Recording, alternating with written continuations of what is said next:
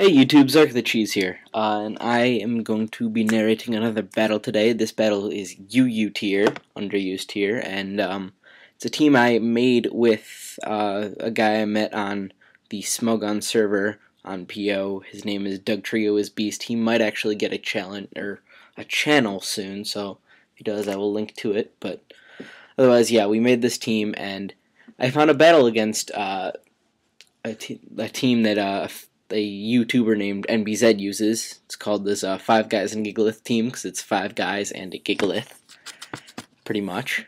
And it was a good battle, so yeah. Let's go. So, why is it really slow? Okay, there we go. I'm going to lead off with Rotom H. It's actually a Scarfed Rotom, so I'm just going to go for the Volt Switch, thinking he's not going to go into his ground type, his Nidoking. And he does stay in with his Gigalith just to set up rocks. And I think I go into Empoleon just because he can't really touch Empoleon unless he goes for Earthquake, which he won't on a Rotom. And I'm just gonna scald him here and take him out. And he got rocks up against me, which isn't good for my team. I probably could have just gone into Xatu to bounce him back, but I don't think it really made a difference, because he could have definitely rock slided on my Xatu and done damage to it and stuff. Could have worked around it, but wasn't worth it. So he's gonna go into his Hitmonchan here, and he's gonna go for the close combat. I know that, so I'm gonna go into Xatu, who takes the close combat pretty easily because he's Xatu, and Xatu's awesome. And I actually also use the same Hitmonchan set, except I use Drain Punch over Close Combat. It's pretty cool. But here he is going to go for the Thunder Punch or Ice Punch. I don't know which at this point, so I think I protect to scout, and he does in fact. I think it's Ice Punch that he ends up going for, because Ice Punch is generally better coverage than Thunder Punch. And here, I don't quite remember what I go into. Do I stay in? I don't think I stayed and took it. Sorry, I don't honestly remember what happened at this point, even though I had this battle like this morning. Yeah, I did stay in and take it apparently. I don't know why I did that. I guess I just didn't want to switch out and have him predict me. But so far he hasn't really been predicting much, so I don't know why I really worried. But so yeah, now I get a free switch into Rotom H. And I'm going to go for the Overheat now, I'm pretty sure.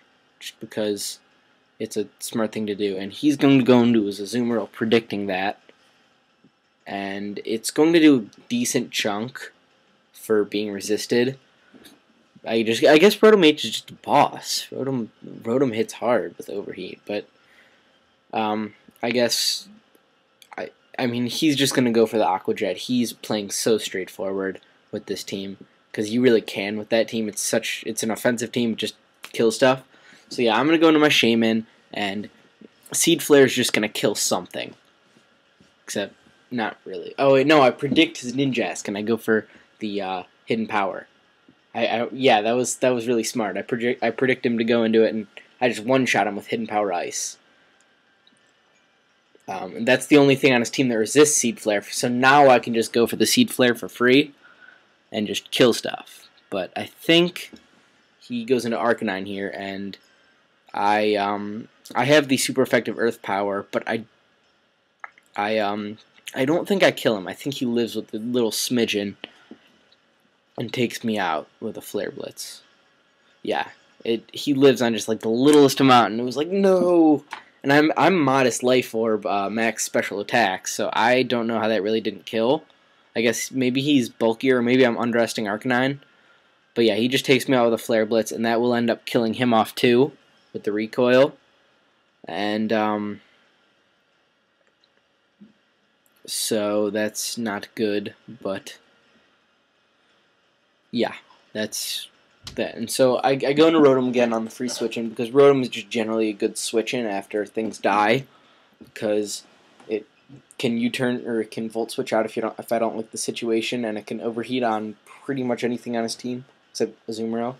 But I don't want to take an Aqua Jet here, so I'm just going to switch out to Empoleon, takes Aqua Jets for days, and I'm going to set up my own rocks. which is really kind of useless at this point, because I already took out both of his Stealth Rock weak things, his Arcanine and his Ninjask. So I guess it's just because I don't really have anything much to hit Azumarill with. I could try and burn it with Scald, but it's a waste of my time. So I should have gone for the Scald here and hit Hitmonchan, but I guess having the rocks up is nice for endgame. It helps me take out Azumarill. So here, I think I switch out again. Or do I? I don't remember exactly what I do here. No, I stay in. I stay in here. For some reason, he goes for the Thunder Punch over the close combat. Maybe he's predicting me to go into something else. Yeah, he just goes for the Thunder Punch, and I do live, and I do a good chunk with Scald. So now we're both on low health. I know he can take me out here, but Empoleon doesn't have recovery, so it's just no use staying in. And I'm just going to let Empoleon die here to a Mach Punch. Doesn't really matter what he went for. He would have killed me with anything. So yeah. And that he gets hit by Life Orb, and he's at low health. And yeah. So I go into my own Hitmonchan. I Mach Punch him, thinking that he won't Mach Punch me because, yeah, because I have too much health. And he only does 40%, but that is a decent chunk against Hitmonchan. And because we're both running a physically bulky Life Orb set. It's a special set that NBZ uses, and I got it from watching NBZ's videos. Yeah, and I'm gonna Mach Punch, or he's gonna get the first Mach Punch. Maybe he runs more speed. Maybe he's just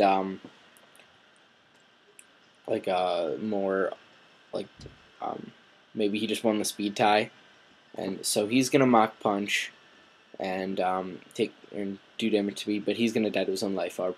And now he goes into Azumarill, and I'm just gonna let Hitmonchan die because there's not really anything I need it for. So I'm just going to Mach Punch him before he gets off an Aqua Jet or Waterfall. He just goes for Waterfall to kill me off for sure. And at that point, I know that I can go into Rotom H and outspeed him. And I know from from earlier in the game that I will in fact kill him with an Overheat from this point. So I don't go for the obvious Volt Switch for super effective. I go for the Overheat, and it does kill him. I know it would because I went for the Overheat, and he switched into his Azumarill earlier. And now he goes into his Nidoking, his last guy. And it's come down to the wire here. I have a Rotom that is at 25%, meaning it is going to be close to dying with another Rock switching, and it's at -2 special attack from the Overheat. So I don't want to stay in. I'll die. He goes for the Thunderbolt for some reason. I don't really know, but it didn't really matter. And as I switch into Rhyperior, and he is going to outspeed me and kill me off with an Earth Power. And now it comes down to Rotom, and I'm like, am I going to die from rocks? No, I'm not. I ruined it. I thought that would be quicker. Damn it. But yeah, no, I'm not. I EV'd it so it can take 4 rock switch-ins. It has an odd HP number. And I'm at 1 HP right now, and I'm going to Overheat, and wait, nobody lives! And then he's just going to take me out with a Thunderbolt, or whatever he goes for, it doesn't really matter. Or a Sludge Wave. He's just going to kill me off, and that is the game.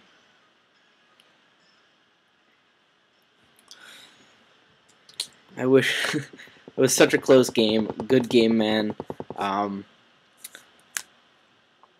Yeah, yeah. And he tells me he lived on 21 HP, so it is truly, in NBZ's words, a smidgen. And yeah, I hope that was a good game, and like, comment, subscribe to my channel, and I'll see you soon.